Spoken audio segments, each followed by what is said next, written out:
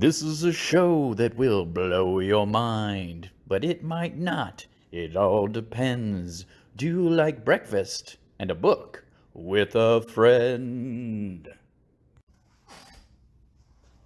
Hello, welcome to my show. I'm singing songs because I can. There's Dragon Bruce Lee and Goku Blue. Got Iron Man. Got C-3PO. Got R2-D2. We got Leia. We got Rey. We got all the good stuff. We even got a guinea pig. We're gonna go say hi to our cute guinea pig if he will come out. The guinea pig might come out. It might not come out. This is basically what I'm doing until people show up for Facebook Live.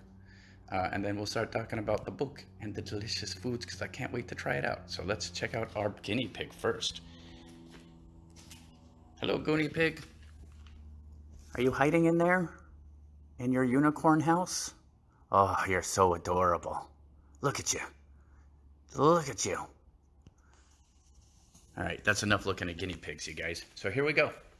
We're going to talk about some books,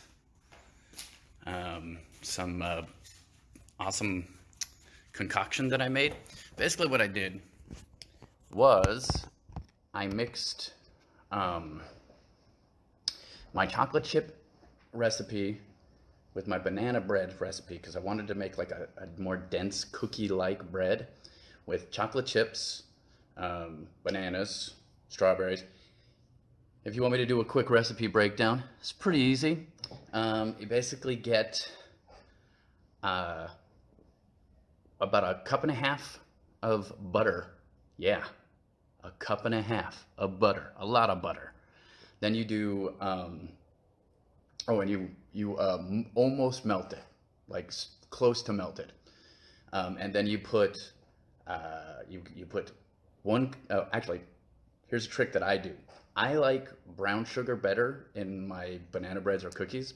I think it adds more flavor to it. So I do half of what they say for regular cup and make up that half with the brown sugar. So I put half a cup of regular sugar, 1.5 cups of brown sugar, 3 very ripe bananas, and you 2 eggs. You stir that all up like a crazy person until it's nice and smooth. If you're one of those people that likes bananas chunky, you could chop up the bananas separately, stir all that other stuff up together, then put the bananas in, and then stir it up slowly so you get chunky bananas in there because some people like that. I did not do that. Then you take 4 cups of flour, about 2 to 3 teaspoons of baking soda, and then you stir all of that up. Then you put chocolate chips in there. Now I put the strawberries last, so I laid out the dough and then took strawberries, put it on top, and then curled it under.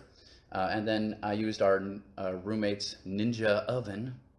It's called a Ninja oven, the Ninja Foodie oven, and baked it at 350 for about 20 minutes. Basically, take a toothpick and you go through to the thickest part, and if it comes out smooth, you're done. So that's what I did, and they came out pretty good. I'm gonna show you them. We're gonna take a look at them. I think they're pretty.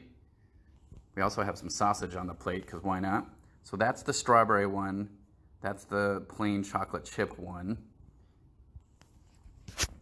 And I was pretty excited. So we're gonna see how they turned out. We'll go with the plain one first. What's up, Zach? What's up, Phil? El Ninja. Yes. I have to find the tape because we moved and everything's packed up. But me and my friends, when we were kids, we made this terrible movie based on the book by Eric Van Lustbader called El Ninja. So, basically, me and my friends basically put together some fight scenes. And at one point, we had edited it a bunch of different ways. And then we decided we'd make it artistic. So in between each fight scene, we had a naked girl groping herself in black and white because we were 17 years old. Okay, guys? All right? We were not perfect people. Even the plain one is nowhere near plain, LOL. Yes, it is not. And it is delicious. It came out very good. You could definitely taste the banana, but it's not too heavy. So now we're going to try out. Oh, by the way, the tape, it's on a tape, it's on a VHS. I've got a VHS to MPEG switch thing. So I'm going to do that. And at some point on this YouTube channel, El Ninja with my best friend and a bunch of my other friends in high school will come out, and you will see me with very long hair and no chin doing fight scenes.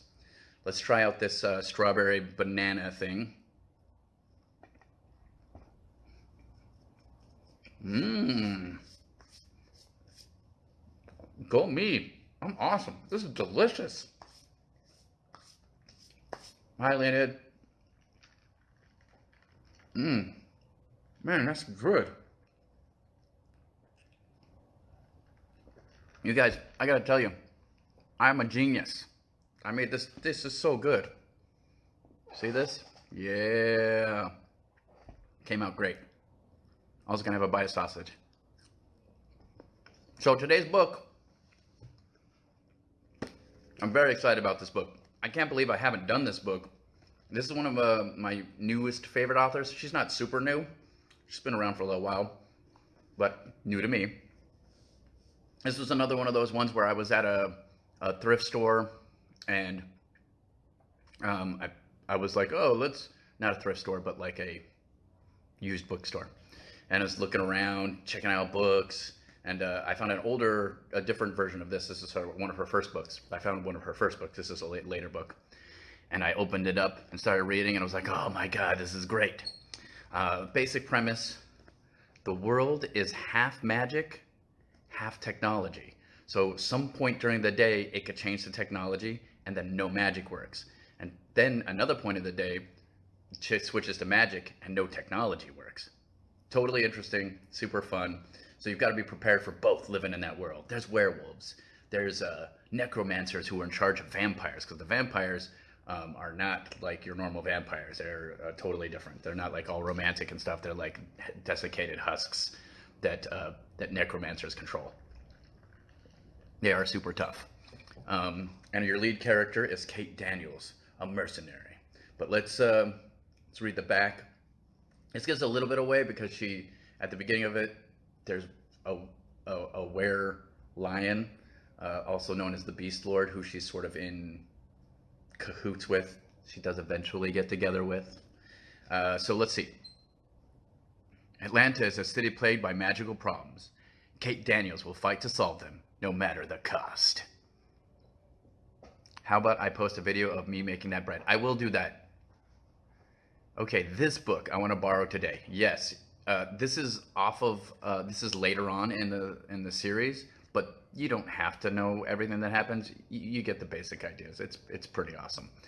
And yes, Leonid, at some point I'll post a video of me making that bread. I don't know how I'm going to make that interesting because it's just me doing this. Chop it. But, you know, hey. So, let's listen to this. This is the back of the book. Mercenary Kate Daniels and her mate, Curran. Curran. So it could be Curran, could be said a couple different ways. The Beast Lord are struggling to solve a heartbreaking crisis. Unable to control their beasts, many of the pack's shape-shifting children fail to survive to adulthood. While there is a medicine that can help, the secret to its making is closely guarded by the European packs, and there's little available in Atlanta. Kate can't bear to watch innocents suffer, but the solution she and Kern have found threatens to be even more painful. The European shapeshifters who once outmaneuvered the Beast Lord have asked him to arbitrate a dispute, and they'll pay him in medicine. With the young people's survival and the pack's future at stake, Kate and Curran know they must accept the offer, but they have little doubt that they're heading straight into a trap. So, yeah, it's pretty great. I think this is one of those ones where I'm going to read from the beginning. And so she's basically got different books. I just want to tell you the book she has because I love this author. This is one of my favorite authors now, probably like in my top 10, I would say. Super fast-paced action, kick-ass female protagonist. All the characters are fleshed out and have different personalities like you want in a book. It's just great. So, she's got magic slays, magic bleeds. Magic bites, burns, strikes, and rises. There's also the gunmetal magic, and some other books that she has as well. Specials, she has Magic Morns and Magic Dreams. Is it an easy read? Super easy read, super easy, fast, not dense. There are plot twists, so it's not like just schlock. And if you, there's definitely some romance involved. It's not like the Vampire Hunter Chronicles. What is the? There's this ones where like it starts off, the first like 5 books are like cool kick-ass vampire hunting videos, and then it just turns into vampire porn, and I'm like, nah, I'm okay with that. But there is definitely some sweet love scenes in this. So let's actually start at the beginning. We'll read a couple of.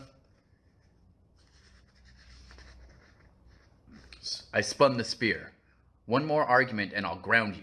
Julie rolled her eyes with all the scorn a 14-year-old could muster and pushed her blonde hair away from her face. Kate, like, when will I ever use this in real life? You'll use it in the next 5 seconds to keep me from impaling you. In my 26 years, I've held many jobs. Teaching wasn't one of them. Mostly, I killed people in bloody and creative ways. But Julie was my ward and my responsibility, and practicing with a spear was good for her. It built muscle, reflexes, and balance, and she would need all 3 when we moved on to the sword. Anita Blake, that's who I was thinking of. Yes. So it's like Harry Potter. It is not like Harry Potter. At all. Leonid. Not even close. It is very bloody, and there are sword fights, and all kinds of crazy shit. So no, it is not like that. Several decades ago, magic returned to our world, crushing our technological civilization and whatever illusion of safety we had with it. Magic and technology still fought over us, playing with the planet like 2 kids tossing a ball to each other. When one functioned, the other didn't.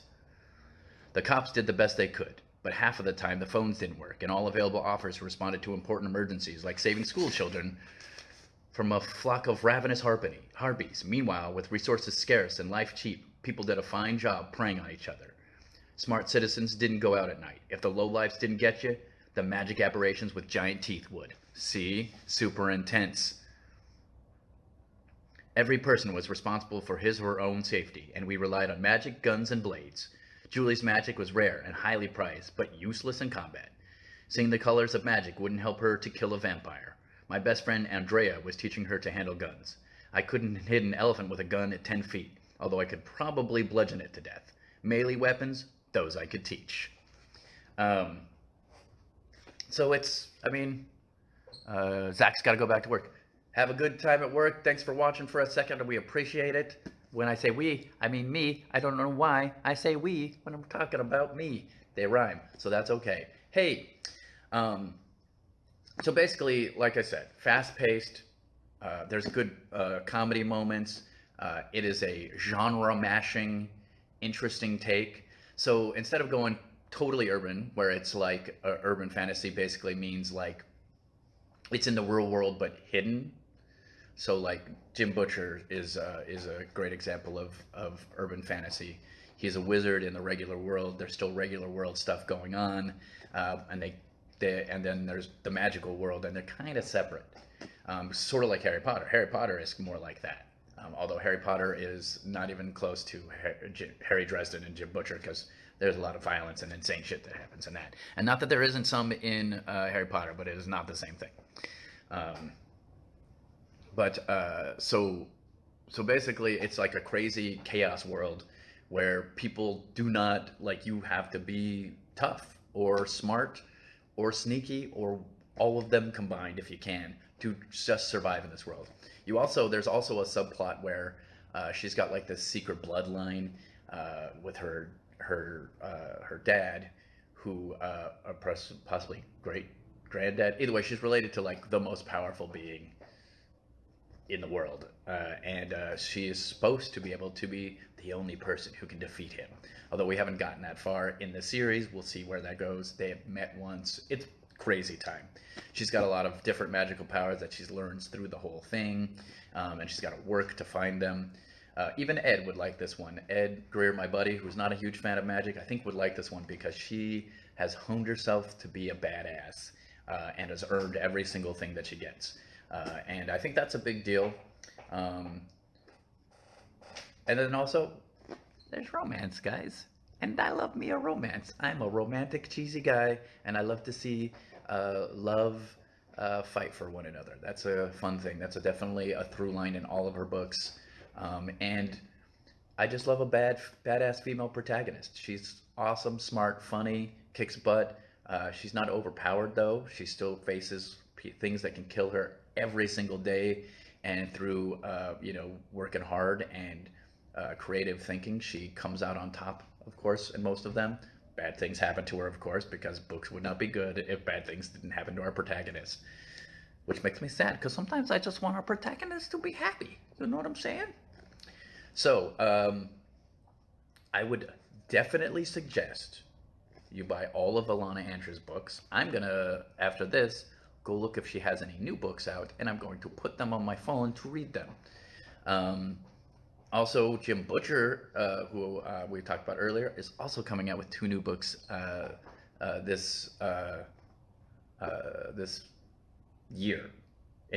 He's put two books out in a year. He had like a few years off, personal things. Um, so basically, buy Jim Butcher's books, buy Ilona Andrews' books, and get out there and read, guys. It's important to be readers. It's very important. The more you read, the more you can think, the more words you have, the more pictures, the more creativity that will flow through your brain. So get out there and do it. And when I say get out there, I mean, if you're going to go out, wear a mask, stay 6 feet away from people, throw your card at them, be careful. But you can order them online, have them sent to you, desanitize them when they show up, just in case, and then read the books. Because that's what I'm going to do. I'm going to get some books. I think I'm going to get physical copies of the Jim Butcher ones just because I love them so much. Although, I will say it's very nice to be able to just have 100 books on your phone. That's amazing. Technology is the coolest thing ever. So, like I said, be safe, be awesome. Keep reading, guys. It's the funnest thing. If you want to do something really fun, throw some music into the mix. I like to listen to Led Zeppelin when I read fantasy books. Maybe some Pink Floyd. Every once in a while, throw some Tori Amos in there. And that makes you love the Deadpool straw. Thank you, Olivia. Yes, it's my favorite. Bam. You know, you got to have fun when you're going to drink and eat and do all that stuff. Might as well have a silly Deadpool straw. Keep it clean, by the way, guys. You got to wash your straws out. If you got your straws, because you're saving the earth when you get your own straw, by the way. So Deadpool is saving the earth. Alex said Pink Floyd, Heart, yes. Pink Floyd's great. I actually haven't listened to Pink Floyd for a little bit, so maybe I'll throw that up on my Pandora. No, not Pandora. I'll do it on Spotify so it can just be all Pink Floyd. And Leonid says, I didn't read good. Oh, you weren't good at reading? Well, you know, that's all you got to do. You got to read more, and then you'll get better. That's how it works, right? And if you have a hard time reading, like maybe your eyes aren't great or something like that, audiobooks. They are awesome too. And a lot of people are like, audiobooks aren't reading. Absolutely they are. You have to focus. You have to listen to the words. You still have to picture everything that the person is saying. So it's the same thing. It's reading by listening. And if you think about it, you're really listening when you're reading, right? Because you're reading the words, and in your brain is interpreting those words, which is listening. So don't let anybody tell you if you listen to audiobooks that you're not reading. That's me, being opinionated. So you guys, I have lots of stuff going on. We are going to have, we had Rebooted moved to Saturdays because we're going to do a live Rebooted May 30th. We reboot The Fantastic Four, a movie that has been tried, in a franchise that has been tried to be rebooted multiple times and always done a bad job and failed. And so the Rebooted crew, me, Ed Greer, Billy Business, and producer Bill, are going to try to do it. And we're going to try to do it live, streaming, May 30th on Saturday. I will get you more details when that comes out. You can follow the Rebooted page on YouTube, and that'll give you all the information. Subscribe, hit the little bell for the notifications. You should also subscribe to my channel on YouTube. It's Ron Swallow. You just look up Ron Swallow on YouTube and then mash that subscribe button as well, and you'll get these, Breakfast in a Book, and eventually get Positive Spin, which Ariel and I are going to do pretty soon, where we take a movie. I think our first movie is going to be Rise of Skywalker, which neither one of us liked very much, but there are great parts in that movie, and we're going to looking forward to talking about all the positive aspects of that movie. So you'll get that in probably like a week or two. Maybe less, who knows? And then also check out Nerd Goat Podcast. I know you guys aren't driving as much, so you don't listen to podcasts as much, but you know what? You can wander around the house doing chores while listening to podcasts too. So check that out. And then if you want to support, you go to Nerd Goat Patreon, patreon.com/nerdgoatpodcast. You'll get extra podcasts, you'll get art from Ed and Ron, and that's all the good stuff. If you want to Venmo me, you can. You don't have to now. I'm doing okay. Things are all right. But it's like I said, if you want to really support and get something from that support, beyond these amazing reviews of books like Ilona Andrews' Magic Rises, then you can go to the Nerd Goat Patreon. That's it, guys. Thank you all for listening to another episode of Breakfast and a Book with Swallow. Bye, guys.